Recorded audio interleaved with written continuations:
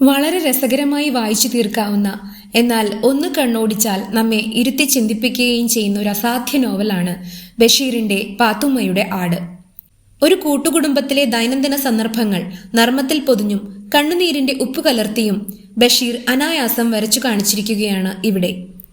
കുടുംബാംഗങ്ങളെ കഥാപാത്രങ്ങളാക്കിക്കൊണ്ട് നോവൽ എഴുതിയപ്പോൾ ബഷീർ അതിൽ കേന്ദ്ര കഥാപാത്രമാക്കിയിരിക്കുന്നത് അവരെയല്ല, അദ്ദേഹത്തിന്റെ അനുജത്തിയായ പാത്തുമ്മയുടെ ആടിനെയാണ്.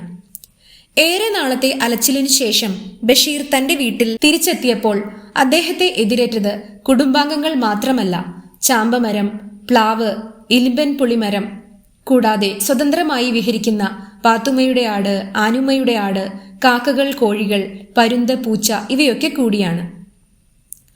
കൂട്ടുകുടുംബത്തിലെ അംഗങ്ങൾക്കിടയിലെ കൊച്ചു കൊച്ചു സന്തോഷങ്ങൾ, പിണക്കങ്ങൾ, കലഹങ്ങൾ അവയെ മായ്ച്ചു കളഞ്ഞുകൊണ്ട് അന്തർധാരയായി വർത്തിക്കുന്ന സ്നേഹം എല്ലാം അനായാസമായി പറഞ്ഞു പോകുന്നു. നോവലിലെ പ്രധാന പ്രശ്നം ഇല്ലായ്മയാണ്. എത്ര അധ്വാനിച്ചിട്ടും ദുരിതം തീരാത്തവരാണ് കുടുംബാംഗങ്ങൾ. മാതൃകാപരമായ ജീവിതത്തെക്കുറിച്ച് ബഷീറിന് കൃത്യമായ ധാരണകളുണ്ട്.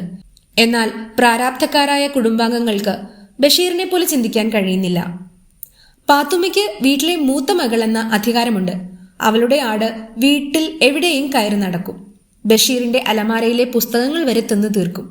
ഈ ആട് പ്രസവിച്ചിട്ട് വേണം പാത്തുമ്മയ്ക്ക് പാൽ വിറ്റ് കിട്ടുന്ന പണം കൊണ്ട് വീട് പണിയാൻ. എല്ലാവർക്കും ആവശ്യങ്ങളുണ്ട്.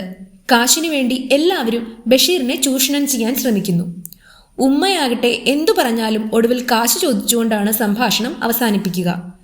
എല്ലാ കുട്ടികൾക്കും കുട കൊടുത്തപ്പോൾ ബഷീർ പാത്തുമ്മയുടെ മകൾ ഖദീജയെ മറന്നു കളഞ്ഞത് പരിഹരിക്കാൻ അവൾക്ക് സ്വർണ്ണക്കമ്മൽ വേണം. ആനുമ്മയ്ക്ക് പുതിയ വീട്ടിലേക്ക് പാത്രങ്ങൾ വാങ്ങിക്കൊടുക്കണമെന്നതാണ് ആവശ്യം.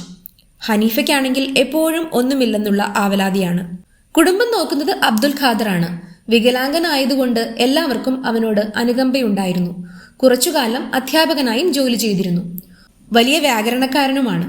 ഒരിക്കൽ മാതാവെ കുറച്ചു ജലം തന്നാലുമെന്ന് പറഞ്ഞതിന് ഉമ്മയുടെ കയ്യിൽ നിന്ന് തവി കൊണ്ട് തല്ലും കൊണ്ടിട്ടുണ്ട്. പല പല ജോലികൾ മാറി ചെയ്ത് അബ്ദുൽ ഖാദർ ഇപ്പോൾ കുടുംബം പോറ്റാൻ പാടുപെടുകയാണ്. ഏറെ നാളുകൾ കഴിഞ്ഞാണ് കഥാനായകനാ രഹസ്യം അറിയുന്നത്. വീട്ടിലെ പെണ്ണുങ്ങൾ ചോറുണ്ണാറില്ല. ആണുങ്ങൾക്കും കുട്ടികൾക്കും മാത്രമേ ചോറുള്ളൂ. പാലൊഴിച്ച ചായയും പെണ്ണുങ്ങൾ കുടിക്കാറില്ല. താൻ പോകുന്നതിനു മുമ്പ് വീട്ടിലെ പെണ്ണുങ്ങൾക്കെല്ലാം ഒരു നേരമെങ്കിലും വയറു നിറച്ച് ചോറ് കൊടുക്കണമെന്നാണ് ബഷീറിന്റെ ആഗ്രഹം. അതെങ്ങനെയാണ്?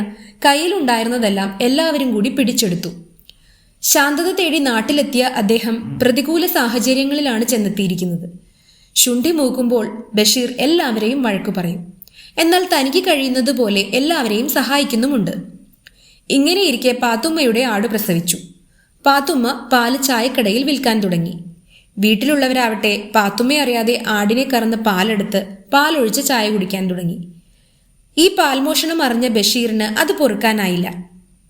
അദ്ദേഹം പാത്തുമ്മയോടത് പറഞ്ഞു. അവൾ ആട്ടിൻകുട്ടിയെ വീട്ടിലേക്ക് കൊണ്ടുപോയി. ഒരിക്കൽ പാത്തുമ്മയുടെ വീട്ടിൽ ചെന്നപ്പോഴാണ് ബഷീറിന് പാത്തുമ്മയുടെ പിശുക്കിന്റെ രഹസ്യം മനസ്സിലായത്. അവളുടെ വീട് മണ്ണ് കുഴച്ചു വെച്ച് ഓലമേഞ്ഞ ഒരു വീടാണ്. കയറുകൊണ്ട് കെട്ടിവെച്ചിരിക്കുന്ന ഒരു കതകാണ്. പാത്തുമ്മ ആട്ടിൻകുട്ടിയെ കൊണ്ടുപോയിട്ടും പാല് മോഷണം തുടർന്നു. ഇതറിഞ്ഞ അവൾ ഗത്യന്തരമില്ലാതെ അരക്കുപ്പി പാൽ വീട്ടിൽ കൊടുക്കാൻ തുടങ്ങി. അന്നു മുതൽ വീട്ടിൽ 2 തരത്തിൽ പാൽ കിട്ടി തുടങ്ങി. ഒന്ന് പാത്തുമ്മയെ അറിയാതെ മോഷ്ടിക്കുന്നത്, മറ്റേത് അവൾ സത്യസന്ധമായി കൊണ്ടുവന്ന് കൊടുക്കുന്നത്. ആത്മകഥാപരമായ ഒരു നോവലാണിത്. കുടുംബം സാമ്പത്തിക തകർച്ച നേരിടുന്ന സമയത്തെ ഈ കഥയിൽ സമ്പന്ന കാലത്തെക്കുറിച്ചുള്ള ഓർമ്മകളും ബാല്യകാലത്തെ രസകരമായ സംഭവങ്ങളും വിവരിച്ചിട്ടുണ്ട്.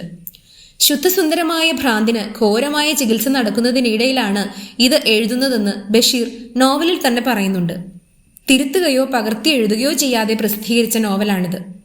കണ്ണുനീരിനെ പൊട്ടിച്ചിരിയാക്കി മാറ്റി കഥ പറയുന്ന ബഷീറിന്റെ പ്രതിഭ കൊണ്ട് തന്നെ ഈ കഥ നമ്മെ ആദ്യവസാനം പിടിച്ചിരുത്തുന്ന ഒന്നാണ്.